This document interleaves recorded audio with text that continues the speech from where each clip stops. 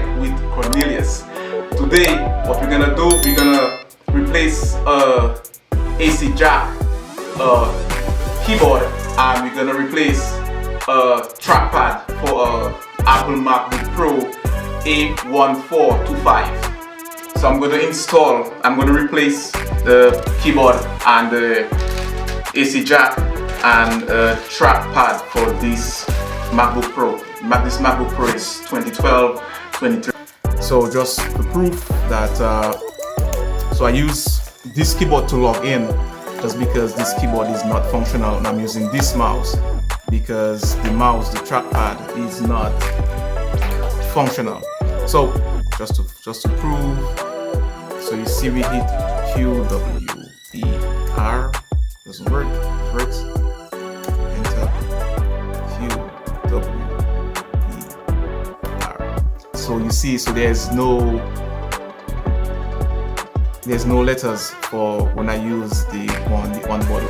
So, and also what I noticed is that the reason why I wanted to install this jack is because whenever this gets disconnected, then it goes off like this. So let's get into it.